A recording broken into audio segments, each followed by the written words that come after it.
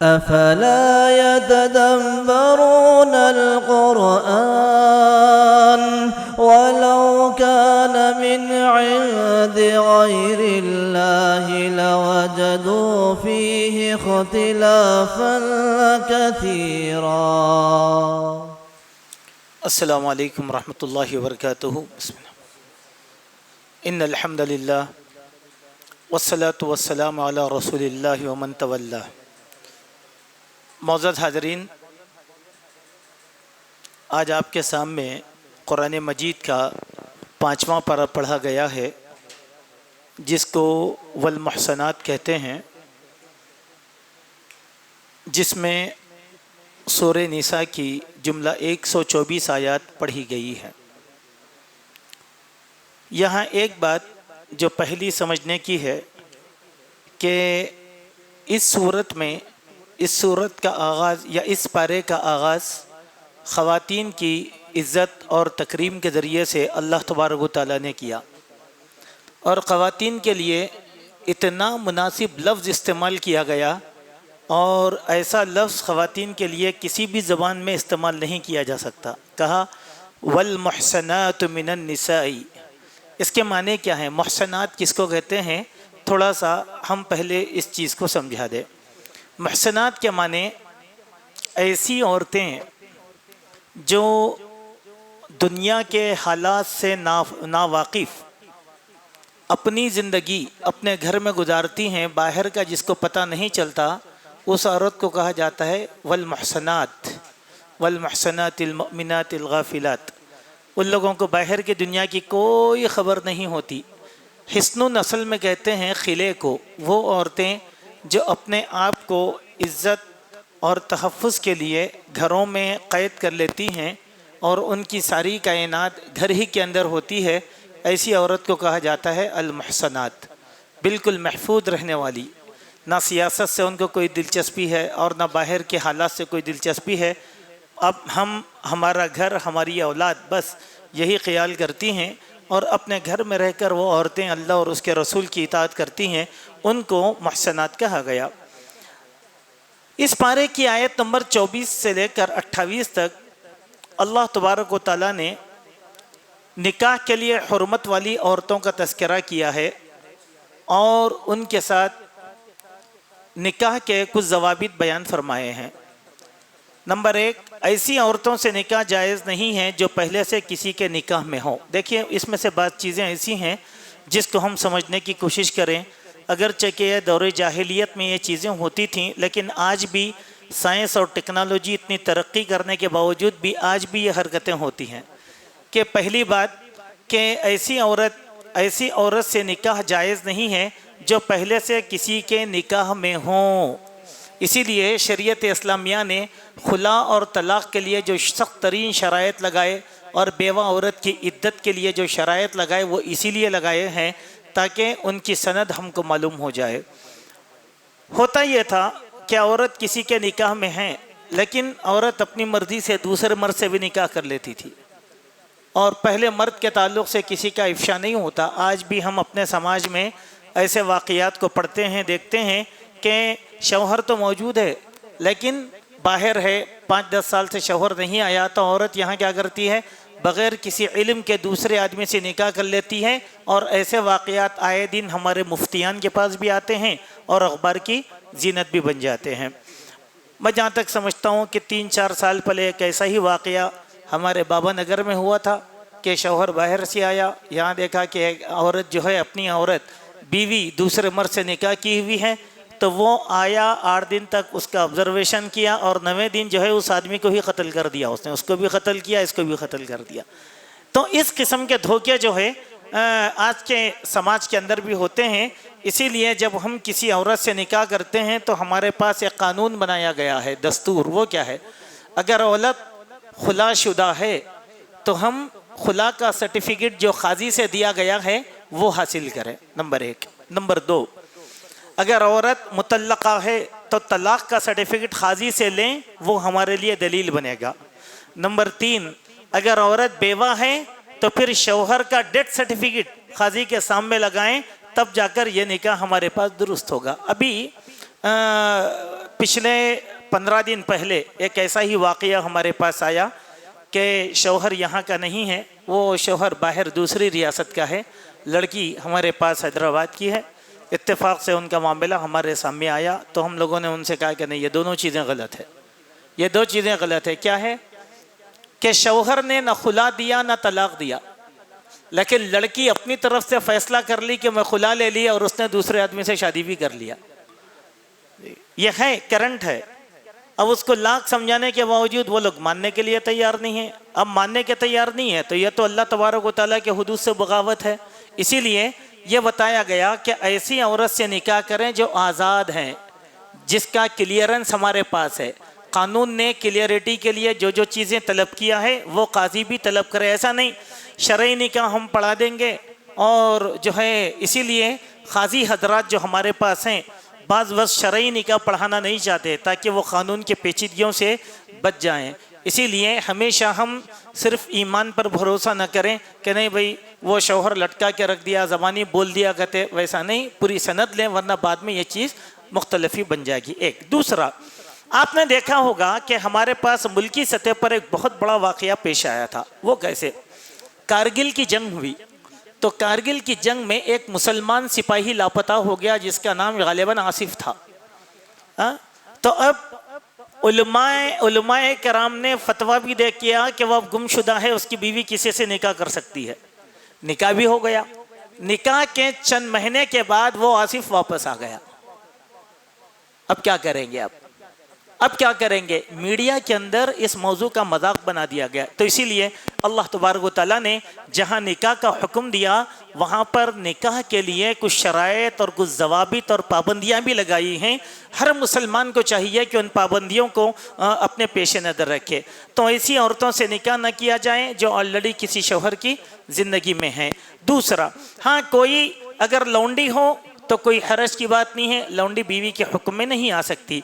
इन औरतों के अलावा किसी और औरत से तुम निकाह कर रहे हो तो निकाह के लिए महर का अदा करना शर्त है, वो फ़ौरन महर अदा करे। और महर के ज़िम्मे ये बात याद रखें कि महर नक़द अदा किया जाए, महर उधार नहीं रखा जाएगा। बाद लोग कीमती शादियाँ करते हैं लेकिन महर को उधार रखते हैं। देते कितने महर? 10,000, 11,000, 51,000, या फिर बहुत अगर आदमी दिल वाला रहा तो 1 लाख शाज़ो नादिर। लेकिन क्या करते उसके बाद? महर मवज्जल बोल के लिखा देते कागज़ में, यानी उधार महर नहीं। उधार निकाह पर महर, उधार महर पर निकाह पढ़ाना अइम्मा अरबा में से किसी के पास भी जायज़ नहीं है। शरीयत में तो जायज़ ही नहीं है, लेकिन अइम्मा और फ़िक़्ह के एतबार से भी यह जायज़ नहीं है। हज़रत अबू हनीफ़ा रहमतुल्लाह अलैह बयान फरमाते हैं कि अगर कोई आदमी उधार महर पर निकाह पढ़ाता हो तो काजी के सामने पेपर पर यह भी लिखा है, गवाहों के सामने इस बात का इकरार करे ये उधार कितने दिन का है, कब अदा करेगा। ये साल नहीं तो आइंदा साल। आइंदा साल कब देगा? जनवरी, फरवरी, मार्च। वो लिखाना पड़ेगा और वो लिखाने के बाद ही निकाह दुरुस्त होगा, वरना ये देंगे और ये लेंगे, ये देते रहेंगे वो लेते रहेंगे। ऐसा निकाह नहीं है। इस दिन में एक हदीस आती है जिसमें कहा गया कि बिना महर के जो इंसान निकाह को हलाल कर लेता है और महर अदा नहीं करता तो उसने निकाह नहीं किया बल्कि वो जिना कर रहा है। अल्लाह अकबर। इसीलिए फ़ौरन स्पॉट पर कितनी भी ताकत हो महर हमको अदा कर देना चाहिए। चौथी बात, निकाह करने की नीयत माशरे की तश्कील हो, नफसानी ख्वाहिशात की नीयत हरगिज़ ना रखे। देखिए ये बहुत बड़ा नुक्ता कुरान ने पेश किया। निकाह करने की नीयत क्या है? निकाह करने की नीयत सिर्फ शहवानी ख्वाहिशात पूरी करना यह निकाह नहीं है। निकाह के ज़रिए से एक नस्ल की बका, एक समाज की तश्कील देना, पाक दामनी हासिल करना, ये नीयत रखना बहुत ज़्यादा ज़रूरी है। हाँ यकीनन वो लोग जो निकाह के ज़रिए से शहवत पूरी करने की नीयत रखते हैं, जब उनका दिल भर जाता है तो वो तलाक देते हैं या खुला दे देते हैं या औरत पर मजबूर कर देते हैं कि वो मजबूर होकर अलहदगी अख्तियार कर ले। मिसाल के तौर पर ऐसे वाक़यात भी हमारे पास आते हैं। मिसाल के तौर पर देखें, एक आदमी ने निकाह कर लिया। निकाह करने के बाद वो नहीं चाहता था कि उस औरत से औलाद हो जाए, लेकिन उस औरत से औलाद हो गई, यानी वो औरत हामिला हो गई और यह आदमी को खबर मिल गई कि भाई तुम्हारी बीवी हमल से है। تو فوراً آدمی حیبت کھا جاتا، حالانکہ نکاح کیا اس نے، حیبت کھا جاتا، کھا کر کیا ہوتا، نہیں یہ میرا نطفہ نہیں ہوتا، یہ حمل میرا نہیں ہے۔ آپ سمجھیں گے کہ یہ نہیں ہوتا، میں کہتا ہوں کہ ایسا ہوتا ہے، کئی واقعات اس وقت ہیں موجود، آدمی مکر جاتا کہ نہیں۔ اب آپ آدمی کو سمجھاؤ، بولا کہ نہیں میں نہیں چاہتا تھا کہ یہ بیوی سے مجھ کو بچے ہو جائے، پہلے سے بچے، ایسا نیت کے ساتھ نکاح کرنا جائز نہیں ہے۔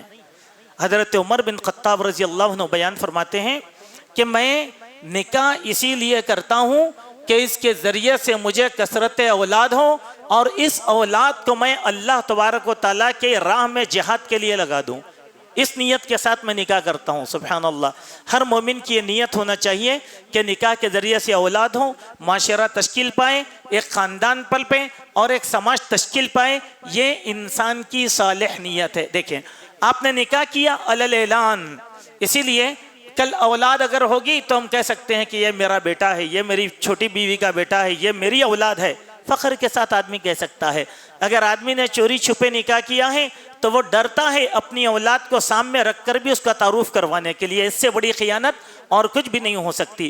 اس کے بعد پانچویں بات یہ بتائی گئی ہے کہ عورتوں سے، آزاد عورتوں سے نکاح کرنے کی طاقت نہ ہو تو کسی لونڈی سے نکاح اس کے مالک کی مرضی سے کر لو، لیکن شرط یہ ہے کہ نکاح کرنے کے لیے اس لونڈی کو مہر بھی ادا کرو۔ نہیں لونڈی ہے لہذا مہر کی ضرورت نہیں ہے، ایسی کوئی بات نہیں ہے۔ لیکن اب یہ زمانہ لونڈیوں کا زمانہ نہیں رہا، اب لونڈیاں نہ بکنے والی ہیں، نہ لونڈیوں کے اور غلاموں کے بازار لگنے والے ہیں۔ ہاں اب اگر لونڈی چاہیے تو مسلمان کسی ملک سے جہاد کریں گے، وہاں کے قیدی جب ہاتھ میں آگے آئیں گے تو وہ غیر مسلم جو قیدی بن کر آئیں گے ان کو غلام یا لونڈی تصور کیا جائے گا، لیکن اب غلام اور لونڈیوں کا تصور نہیں ہے۔ لیکن بعض لوگ ایسے بھی پائے جاتے ہیں جو لونڈیوں کی جو ہے اصطلاح میں تعویلات کر رہے ہیں، وہ یہ سمجھتے ہیں کہ گھر کی جو خدامہ جس کو ہم نوکرانی کی طور پر ملازمت کے لیے رکھتے ہیں، وہ یہ سمجھتے ہیں کہ یہ لونڈی ہے۔ ہرگز نہیں۔ بخاری شریف کی حدیث میں اللہ کے نبی نے فرمایا کسی آزاد کو غلام یا لونڈی بنانا مطلق طور پہ حرام ہے، ایسا نہیں کر سکتے۔ اگر وہ آدمی ایسا استدلال کر رہا ہے تو وہ زنا کر رہا ہے، وہ بدکاری کر رہا ہے۔ پھر اس کے بعد اللہ سبحانہ و تعالیٰ نے ارشاد فرمایا ہاں یاد رکھو کہ نکاح پاک دامن عورتوں سے ہی کرنا چاہیے۔ دیکھیے یہ نکاح کے لیے سب سے بڑی شرط ہے۔ نکاح کے لیے کیا شرط ہے؟ پاک دامن عورت۔ پاک دامن عورت کے معنی وہ زنا نہ کری ہوئی ہو، وہ بدکاری نہ کری ہوئی ہو، پوشیدہ داشتاؤں کو، آشناؤں کو چھپائی ہوئی نہ ہو، ایسی عورت سے نکاح کرنا اسلام میں جائز ہے، درست ہے۔ اللہ رحم کرے آج کے اس انٹرنیٹ اور میڈیا کے زمانے میں ایک ایسا عجیب و غریب فتنہ آج ہمارے سامنے آ گیا کہ ہم پاک دامن سمجھ کر کسی عورت سے نکاح کرتے ہیں تو کئی گھرانے برباد ہو جا رہے ہیں کہ ایک شوہر تو گھر میں ہے اور ایک شوہر تو آن لائن کا ایک شوہر بنا ہوا ہے۔ یہ کیا ہے؟ اسی لیے ایک اور شرط یہاں پر بتلائی گئی جو چھٹی شرط ہے کہ ایسی عورتوں سے نکاح کرو جو یعنی کہ پوشیدہ طور پر آشنا رکھنے والی نہ ہو، پوشیدہ دوستی نہیں، حرام ہے۔ پاک دامن کے معنی وہ غافل عورت ہے، اس کو باہر کی دنیا معلوم ہی نہیں ہے۔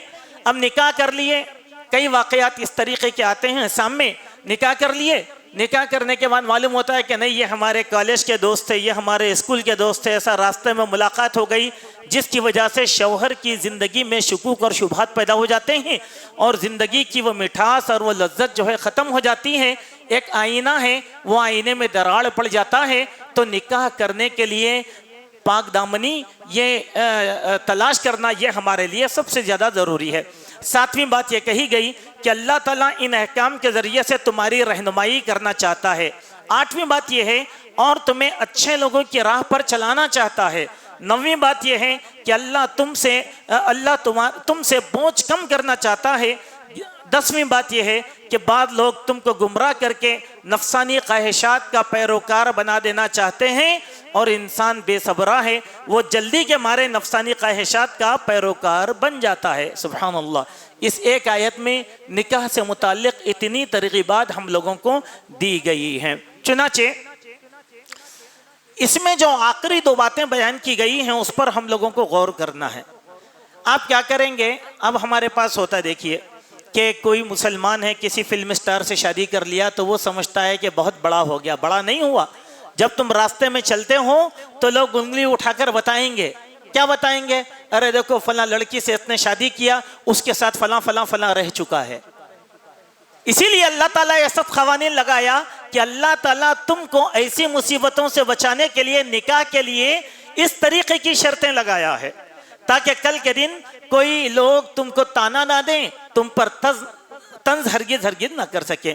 اس کے بعد آیت نمبر 29 اور 30 میں اللہ تبارک و تعالیٰ نے اس بات کا حکم دیا کہ ہم باطل طریقے سے مال نہ کھائیں. باطل طریقے کا معنی کیا ہے؟ غلط طریقہ, دھوکے کا طریقہ, غصب کا طریقہ, یا کچھ چیزیں پوشیدہ رکھ کر معاملات کرنے کا طریقہ. یہ کیا ہے؟ دھوکہ ہے. ایسے دھوکے سے تجارت کرنا اسلام میں حرام ہے.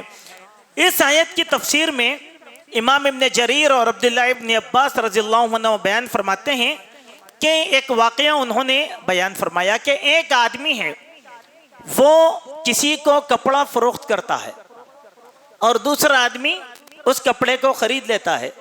خریدنے کے بعد وہ کپڑا اس آدمی کو پسند نہیں آتا اور وہ جا کر کہتا ہے کہ بھائی یہ کپڑا مجھے پسند نہیں ہے, تم اس کو واپس لے لو. تب وہ آدمی کہتا ہے کہ ٹھیک ہے, میں یہ کپڑا اس شرط پر واپس لوں گا کہ تم اس کے ساتھ 1 درہم مجھے دو گے. کہا کہ اس آیت کا مطلب یہی ہے کہ یہ طریقہ باطل ہے کھانا کھانے کا. حالانکہ بات چھوٹی سی نظر آتی. اب ہمارے پاس کئی لوگ ہیں جو تجارت کرتے ہیں. ان تجارتوں میں ایک چیز یہ ہوتی ہے کہ دکانوں کے اوپر ایک بورڈ لگایا جاتا ہے, نو ریٹرن نو ایکسچینج. ہر دکان کے اوپر رہتا ہے. دیکھیے, تجارت کے بارے میں اگر آپ اسلام کی تعلیمات سیکھیں گے تو وہاں ایک بات معلوم ہوگی, نو ریٹرن نو ایکسچینج کی جو پالیسی ہے اسلام کے بالکل خلاف ہے. ہاں, آپ شرائط لگائیے اس کے لیے. اب آپ لے کے جا رہے ہیں, کیونکہ عموماً ہوتا ہے کہ گاہک بھی دھوکہ دے سکتے ہیں. آپ کے ساتھ کوئی چیز لے کے چلے گئے, کپڑا ہی لے کے چلے گئے, فنکشن میں پہنا, پھر اس کو گھڑی کر کے نیا لا کر واپس کر دیں گے. یہ شک ہوتا ہے دکان والوں کو. ایسے ہی ایک آپ نے زیور خریدا, لائے اور فنکشن میں پہن لیا, دوسرے دن لے جا کر واپس کر رہے ہیں. یہ ہو سکتا ڈاؤٹ دکان والوں کا, اس لیے انہوں نے نو ریٹرن نو ایکسچینج کا بورڈ لگا دیا. تو ایسی جگہ آپ شرط لگائیے. کیا ہے؟ دیکھیے, 24 گھنٹے کے اندر اگر آپ لا رہے ہیں تو ہم واپس لیں گے, 24 گھنٹے کے بعد ہم اس چیز کو واپس نہیں لیں گے. یہ صحیح طریقہ ہے. لیکن نو ریٹرن نو ایکسچینج کی پالیسی یہ اسلام کے بالکل خلاف ہے. اس دن میں احادیث وارد ہوئے ہیں.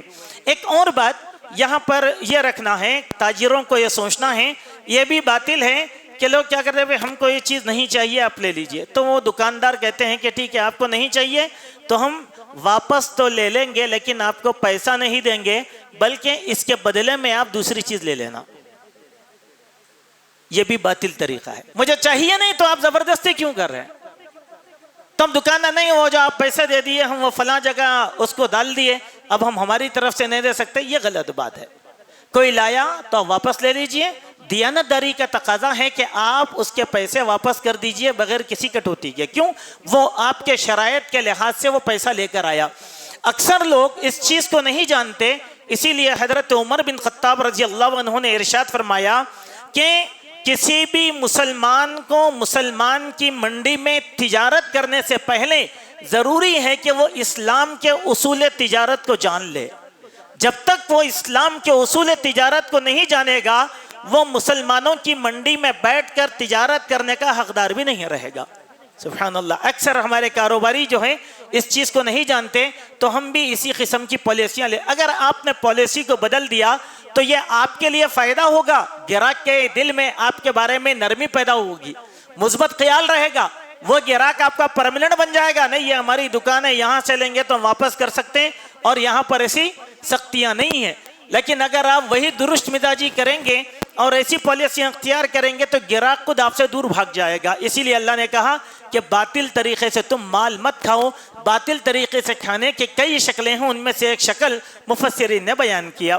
اس کے بعد ہمارا گزر ہوا آیت نمبر 31 سے, جس میں اللہ سبحانہ و تعالیٰ نے ارشاد فرمایا کہ ہم کبیرے گناہوں سے بچے رہیں.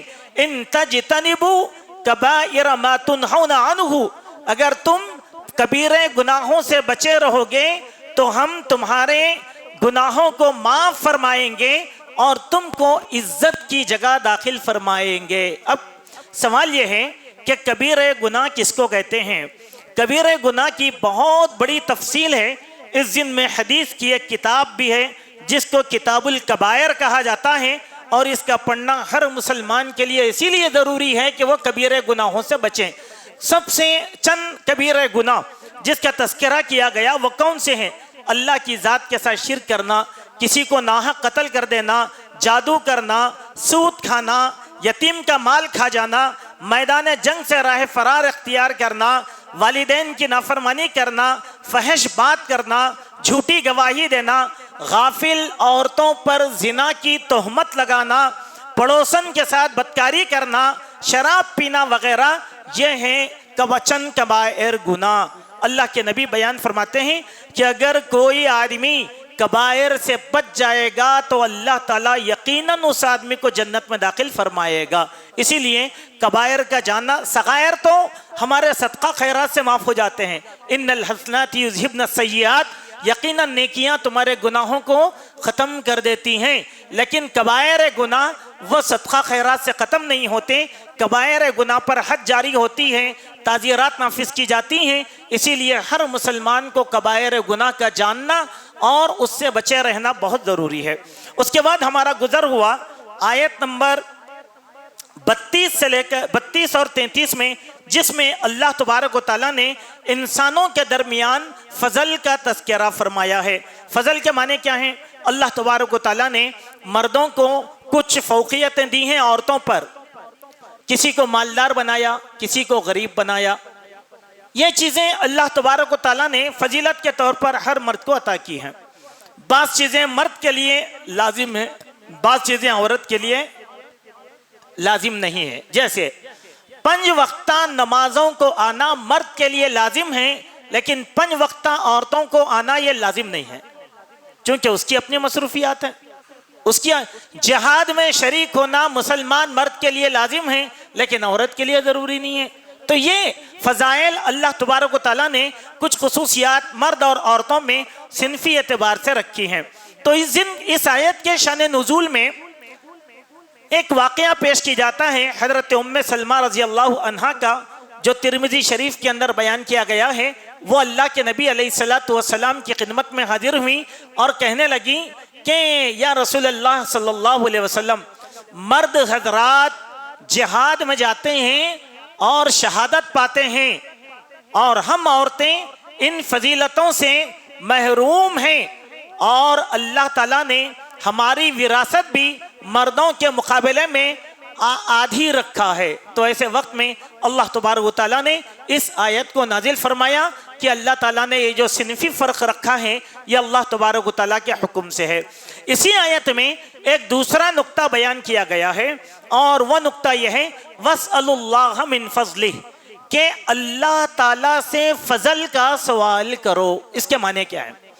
कुरान मजीद में जहाँ जहाँ पर भी फ़ज़ल का तज़किरा आया उसके माने हैं दौलत का हासिल करना, माल का हासिल करना, तवंगरी का हासिल करना। जैसे अल्लाह ताला ने इरशाद फरमाया फ़इज़ा क़ुज़ियतिस्सलातु फ़ंतशिरू फ़िल अर्ज़ वब्तगू मिन फ़ज़लिल्लाह, जुमा की नमाज से तुम फारिग हो जाओ तो ज़मीन में फैल जाओ और अल्लाह का फ़ज़ल तलाश करो, यानी कारोबार करो। उससे पहले की आयत में क्या कहा? इज़ा नूदिया लिस्सलात मिन यौमिल जुमा फ़स्अऊ इला ज़िक्रिल्लाह वज़रुल बैअ, जब जुमा के लिए तुमको पुकारा जाए तिजारतों को बंद कर दो और नमाज पढ़ लो, तो जाकर तिजारतों को खोलो, वहां अल्लाह का फजल मिलेगा। यहाँ एक नुक्ता मैं आपको बताना चाहता हूँ इस्लाह के लिए। वो नुक्ता ये है कि अक्सर हम मुसलमान जुमा के ताल्लुक से इतना तसाहुल करते हैं कि हम जुमा की नमाज के बाद खाना खाने के लिए बैठते हैं। ये आयत में एक रकीक जो है, एक बारीक नुक्ता ये मिलता है कि हम लोगों को जुमा की नमाज से खाने वाने से फारिग हो जाना चाहिए। क्यों? खाने वाने से फारिग होकर अव्वल वक्त में मस्जिद को आ जाएं, मस्जिद से सीधा बाजार को जाएं ताकि अल्लाह का फजल तलाश करें। सुभान अल्लाह। हम लोग क्या करते? ऐसा काम नहीं करते।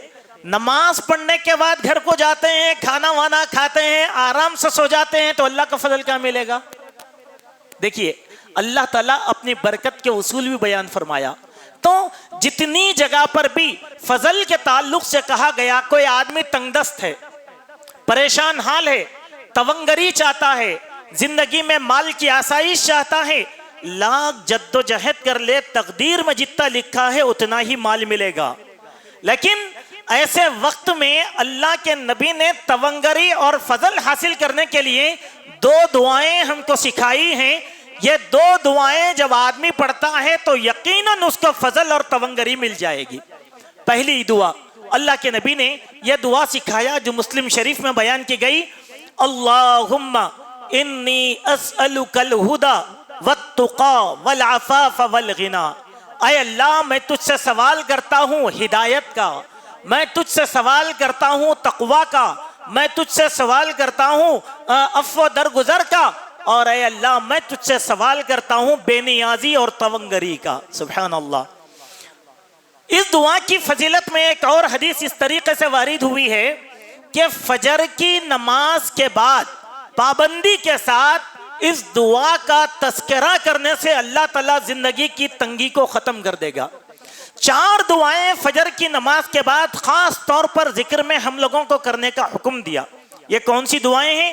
یہ موقع نہیں ہے کہ ہم آپ کے سامنے رکھیں, لیکن حصن المسلم میں یہ دعائیں مذکور ہیں, آپ اس کو پڑھنے کی کوشش کریں. یہ خصوصیت کے ساتھ یہ دعائیں ہیں, اور یہی دعا مغرب کی نماز کے اذکار کے اندر بھی شامل کی گئی ہے. اب 3 مرتبہ اللہم انی اسألک الہدی والتقی والعفاف والغنی یہ پڑھیں, انشاءاللہ زندگی کی جو ہے تنگی کو اللہ تعالیٰ بے نیازی میں بدل دے گا. نمبر 1. دوسری دعا, اللہ کے نبی صلی اللہ علیہ وسلم جب دعائیں کیا کرتے تھے تو کثرت کے ساتھ اپنی دعا میں یہ دعا کرتے تھے, اللہم آتنا فی الدنیا حسنہ وفی الآخرۃ حسنۃ وقنا عذاب النار. یہ دعا تقریباً ہم سب لوگوں کو یاد ہے.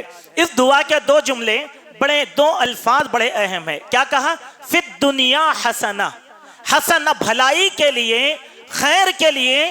حسنہ سے بڑا لفظ نہیں ہے, اسی لیے وہاں حسنہ کہا. آپ جو مانگتے ہیں وہ حسنہ کے اندر داخل ہے. ربنا آتنا فی الدنیا حسنہ وفی الآخرۃ حسنہ. دنیا میں بھی حسنہ, آخرت میں بھی حسنہ. حسنہ کی تعریف اگر ہم کرتے بیٹھیں, ہماری زندگی کی پوری اچھائیاں جس کو ہم طلب کرتے ہیں وہ ساری حسنہ کے اندر آ جاتی ہیں. تو اس کے ذریعے سے یہ 2 دعائیں ایسی ہیں جس کے ذریعے سے ہم اللہ تبارک و تعالیٰ کا فضل حاصل کرتے ہیں. اب آئیں اس کے بعد آیت نمبر 37 سے ہمارا گزر ہوا, جس میں اللہ تبارک و تعالیٰ نے بخیلی سے روکا, کنجوسی سے روکا, اور بخالت کی مذمت بیان فرمائی ہے کہ مومن فراق دل ہوتا ہے, وہ بخیل نہیں ہوتا. بخیلی کی احادیث میں بہت زیادہ مذمت کی گئی ہے. اللہ کے نبی نے ارشاد فرمایا بخیلی سے بچو, اسی لیے کہ بخیلی سابقہ لوگوں میں قتل و غارت گری اور رشتوں کی حرمتوں کو پامال کرنے کا سبب بنی. آدمی قتل کرتا ہے بخیلی سے. ایک باپ ہے, اپنی اولاد کو دینا نہیں چاہتا, اولاد باپ سے بدزن ہو جاتی ہے. بھائی بھائی کو دینا نہیں چاہتا, دونوں میں اختلاف ہو جاتا ہے. یہ بخیلی ہے, شح, جس کو اسلام میں کہا شح. ایک حدیث میں تو یہ بھی آیا کہ جو بھی انسان بخیلی کرتا ہے, بخیل کو اللہ تعالیٰ جنت میں داخل نہیں فرمائے گا. اسی لیے بخالت سے ہم سب بچنے کی کوشش کریں, اور بخالت سے بچنا یہ بھی اللہ کی توفیق سے ہوتا ہے, یہ خود بخود نہیں ہوتا. اللہ کے پیارے نبی صلی اللہ علیہ وسلم نے اس ضمن میں 2 دعائیں بیان کی ہیں, اور یہ 2 دعائیں اللہ کے نبی کثرت کے ساتھ پڑھا کرتے تھے. اللہم انی اعوذ بک من العجز والجبن والبخل والحرم وعذاب القبر. اے اللہ میں عاجزی, بزدلی, بخیلی, بڑھاپے اور عذاب قبر سے تیری پناہ میں آتا ہوں. ایک اور حدیث بخاری شریف میں آئی جس میں یہ دعا ذکر کی گئی, اللہم انی اعوذ بک من الہم والعجز والکسل والبخل والجبن وضلع الدین وغلبۃ الرجال. اس میں 2 الفاظ زیادہ کیے گئے ہیں. وہ کیا ہے؟ اے اللہ میں پریشانی, غم, عاجزی, سستی, بخیلی, مجھ پر چڑھے ہوئے قرض اور لوگوں کے غلبے سے تیری پناہ میں آتا ہوں. سبحان اللہ. مجھ پر قرض چڑھ گیا, قرض ادا نہیں ہو رہا ہے, قرض ادا ہونے کی یہ سب سے اچھی دعا ہے. پھر ہم کسی سے قرض لیے ہیں تو قرض دینے والا دن رات گھر پر آ کر ہم لوگوں کو ستا رہا ہے اور تنگ کر رہا ہے, اور ہم اس سے عاجز آ چکے ہیں. اور آدمی کیا کرتا؟ قرض داروں کا قرض جب ادا نہیں کرتا تو آدمی موت کو گلے لگا لیتا ہے اور وہ خودکشی کر لیتا ہے. اللہ اکبر. کیوں؟ آدمی اسی لیے ایک حدیث بھی آئی ہے جس میں اللہ کے نبی صلی اللہ علیہ وسلم نے فرمایا طاقت کی سختی کے ساتھ کسی سے قرض وصول کرنا اسلام میں جائز نہیں ہے, بلکہ اس کو مہلت دینا ہے. اور مہلت آپ کے حساب سے نہیں, مہلت اس آدمی کے حساب سے. کیوں؟ آپ بولیں گے میں 1 لاکھ دینا ہوں, چلو ماہانہ 10,000 روپے دو, 10 مہینے میں ختم. 10 نکلتے نہیں تو میں دوں گا کہاں سے؟ اب میں کہہ رہا ہوں کہ 10 نہیں بھائی, میں 5,000 روپے پابندی سے دے سکتا ہوں آپ کو. ٹھیک ہے 5. اس کے ساتھ مروت کرنے کا حکم دیا گیا. اس کے بعد آئیں ایک اور ایک آیت سے ہمارا گزر ہوا, آیت نمبر 58 میں, جس میں اللہ تبارک و تعالیٰ نے امانتیں ادا کرنے کا حکم دیا. فرمایا کہ ان اللہ یأمرکم ان تؤدوا الامانات الی اہلہا. اللہ اکبر.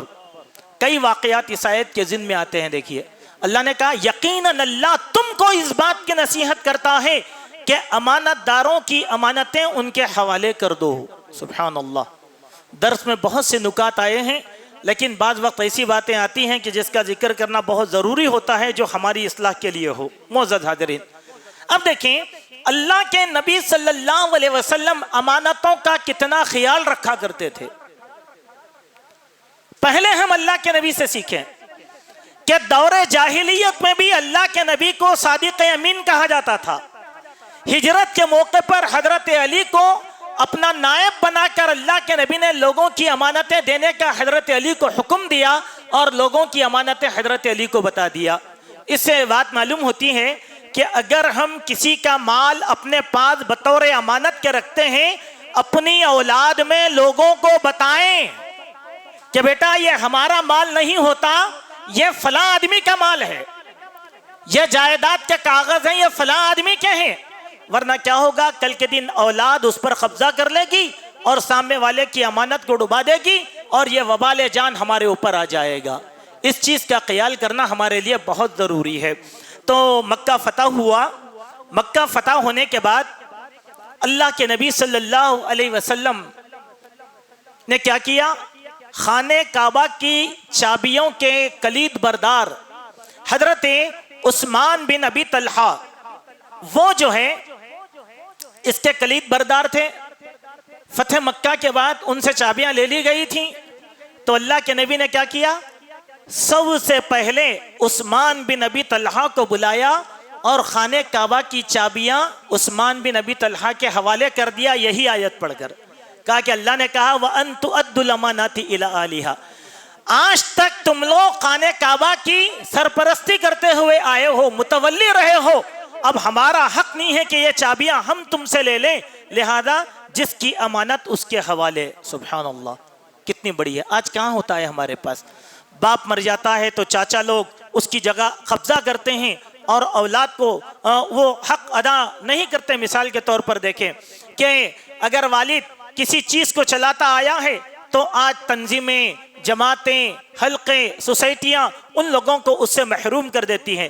سعودی عرب کی حکومت کی کچھ خصوصیات میں سے ایک خصوصیت یہ بھی ہے کہ آج بھی خانہ کعبہ کی چابیاں عثمان بن ابی طلحہ کے خاندان میں ہیں, آل سعود کے پاس وہ چابیاں نہیں ہیں. آل سعود کے پاس وہ چابیاں نہیں ہیں. کیوں؟ یہ اللہ کے نبی صلی اللہ علیہ وسلم کی سنت تھی جس کو ادا کرنا بہت زیادہ ضروری تھا. ایک اور واقعہ میں آپ کو سناتا ہوں. دیکھیں, کیا کوئی آدمی اس پر عمل کرتا ہے؟ ہاں کرتا ہے, جس کے پاس تقوی ہو بہت زیادہ. شاہ رفیع الدین رحمت اللہ علیہ, سید شاہ ولی اللہ محدث دہلوی رحمت اللہ علیہ کے فرزند سید شاہ رفیع الدین, جو اردو زبان میں قرآن مجید کا سب سے پہلے ترجمہ کیے تھے, ان کی زندگی کے حالات میں ایک بات آتی ہے کہ جب ان پر سکرات طاری ہوئی اور ان کو یقین ہو گیا کہ اب وہ بچیں گے نہیں، موت ان کو چھوڑنے والی نہیں ہوتی، اپنی ساری اولاد کو بلایا اور جو جو وصیتیں تھی کر دیا، اور جو جو بٹوارا کرنا تھا اولاد کے حوالے کر دیا۔ سبحان اللہ۔ لوگوں نے پوچھا شاہ صاحب آپ یہ کیا کر رہے ہیں؟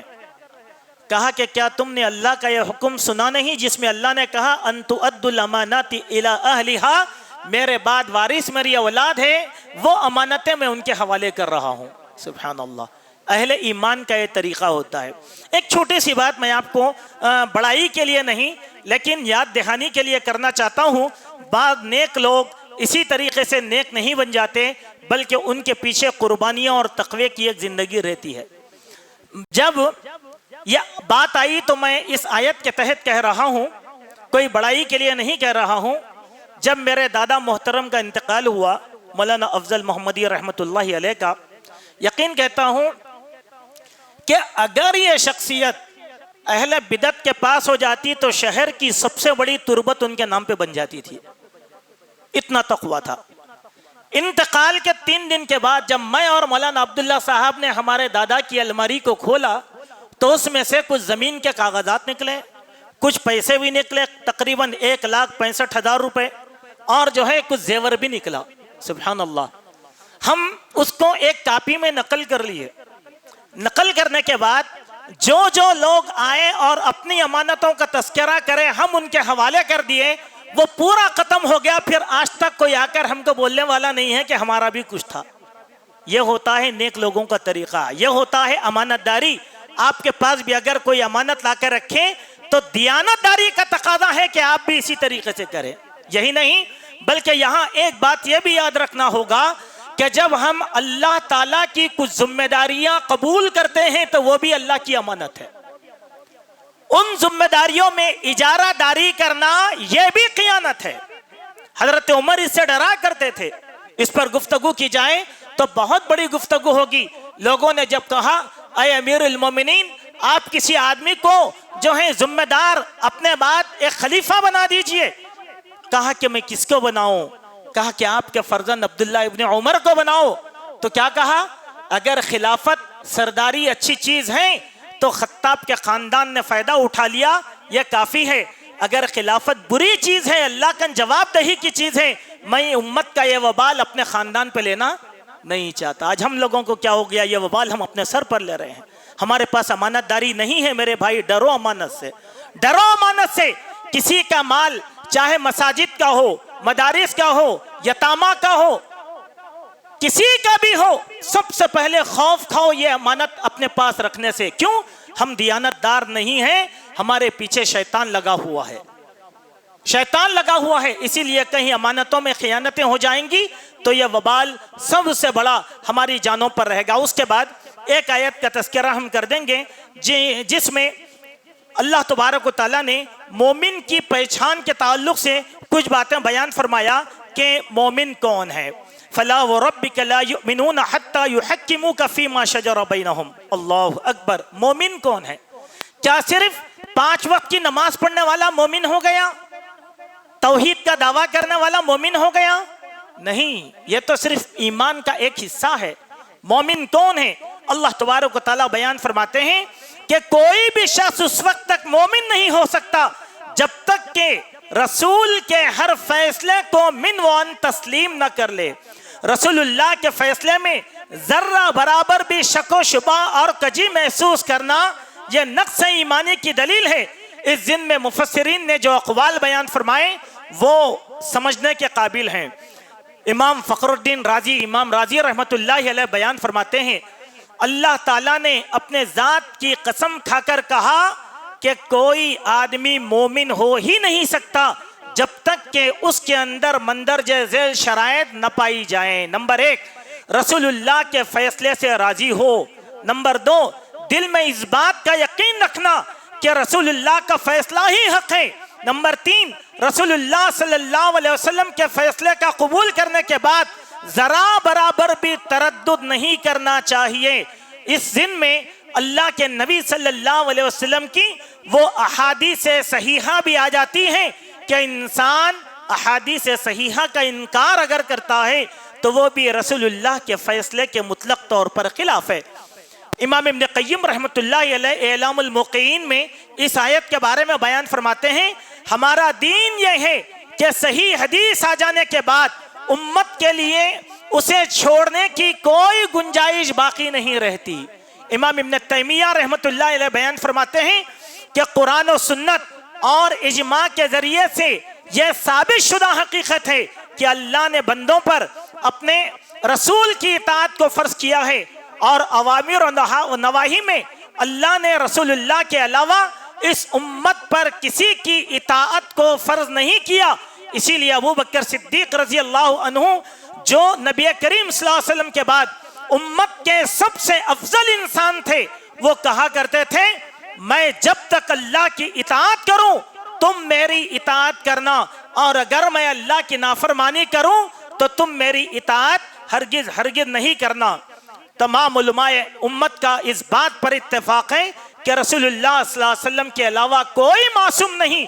اسی لیے بہت سے ائمہ نے کہا، ائمہ جیسے ہم کہتے ہیں 4 امام برحق ہیں، سارے ائمہ نے یہ جملہ کہا ہر کسی کی بات کو ٹھکرایا جا سکتا ہے مگر رسول اللہ صلی اللہ علیہ وسلم کی بات کو ٹھکرایا نہیں جا سکتا۔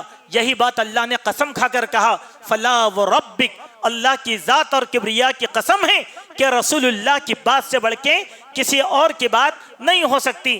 اس قسم کی اور بھی باتیں یہاں پر آئی ہیں، لیکن وقت نہیں ہے کہ ان ساری کی ساری باتوں کو ہم آپ کے سامنے رکھ سکیں، لیکن جتنی باتوں کو ہم نے آپ کے سامنے رکھ دیا ہے ایسی باتیں ہیں جو ہماری زندگی کے سب سے زیادہ قریبی باتیں ہیں، ہم ان باتوں پر عمل کرتے رہیں۔ اللہ تبارک و تعالیٰ سے دعا ہے اللہ تعالیٰ ہم سب کو کہی گئی باتوں پر حسن عمل کی توفیق اور سعادت نصیب فرمائے۔